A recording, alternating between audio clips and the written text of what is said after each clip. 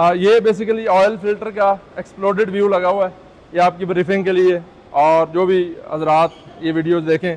Oil filter के अंदर जो है ये शेल होता है जो आपको बाहर से बेसिकली नज़र आ रहा होता है। ये ऑयल फिल्टर है, ये इसका शेल है, इसके नीचे एक स्प्रिंग रखा जाता है और फिर इसको हम बोलते हैं एलिमेंट।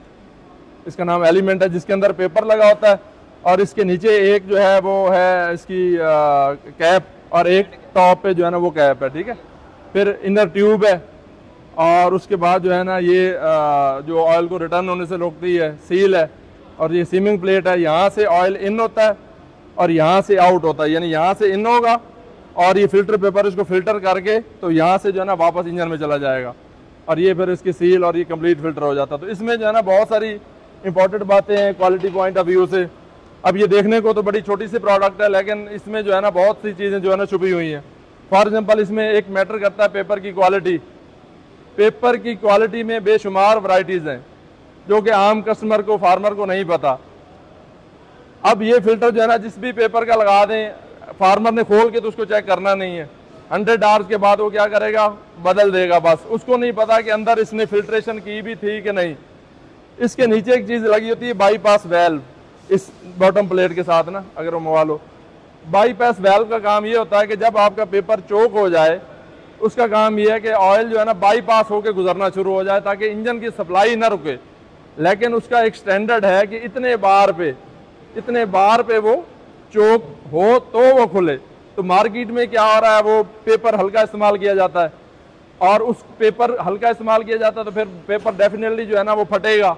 उसको बचाने के लिए वो जो बाईपास वेल्व है उसका प्रेशर वो लो रख देते हैं ताकि आसानी से जैसे ये चोक हो इसके ऊपर प्रेशर ना पड़े और वो बाईपास होना शुरू हो जाए। ये स्प्रिंग है, देख रहे हैं, इसको एक खास प्रेशर के ऊपर जो है ना इसको खुलना चाहिए। अगर ये लूज खुलेगा तो आपका जो है ना वो इंजन की फिल्ट्रेशन, ऑयल की फिल्ट्रेशन नहीं हो रही होगी।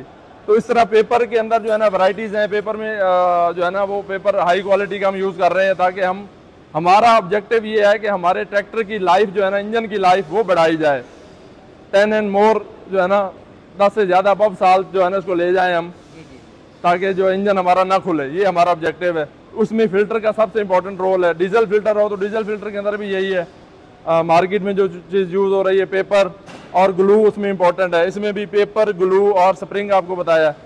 तो ये कस्टमर जो हैं, जो फार्मर हजरात हैं, उनसे हमारी ये दरख्वास्त है कि देखें आप 40 से 50 लाख रुपए के ट्रैक्टर परचेज कर रहे होते हैं और उसके ऊपर जो है ना जैसे हम गाड़ियां लेते हैं तो उसमें तो हम बिल्कुल कंप्रोमाइज़ नहीं करते फिल्टर पे। हम कहते हैं कंपनी का फिल्टर लगाएं, लेकिन यहाँ पे जो है ना वो कुछ 50-100 रुपए का फ़र्क है तो हम वहाँ पे शिफ्ट कर जाते हैं लोकल फिल्टर के ऊपर। तो हम आपसे दरख्वास्त करते हैं कि ट्रैक्टर भी जो है ना वो कार की कीमत जितना हो चुका हुआ है, तो आप लोग जो है ना क्वालिटी प्रोडक्ट यूज़ करें। कंपनी OEM का बना हुआ जो फिल्टर है वो यूज़ करें ताकि वो अल्टीमेटली आपको जो है ना फ़ायदा देगा। वो 100 रुपए का ज़्यादा भरना आपको वहाँ पे लाखों की अमाउंट में आपको फ़ायदा देने वाला है। तो आप हमेशा से जो है ना OEM का फिल्टर यूज़ करें। लोकल फिल्टर्स में बहुत सारी चीज़ें जो है ना, बहुत सारी बातें होती हैं जो है ना, जैसे मैंने बताया पेपर, ग्लू वगैरह वगैरह जो है ना, आप कभी फिल्टर को खोल के देखेंगे तो फिर आपको पता चलेगा कि अंदर हो क्या रहा होता है। इसमें हमने देखे 3-4 पॉइंट ऑफ व्यू से तो हमने कोशिश की है इसको कवर करने की, जो आपका क्वेश्चन है।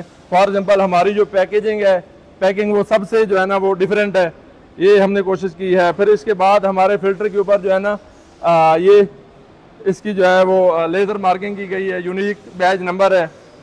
और फिर इसी तरह ये जो है ना बाहर कोड लगाया गया है। तो कोशिश तो हम पूरी कर रहे हैं कि इसकी कॉपी ना की जाए, लेकिन मार्केट में आपको पता है कलर भी जो है ना हमने यूनिक रखा है मार्केट से हट के। बट आपको पता है पाकिस्तानी कौम माशाल्लाह जो है ना कॉपी करने में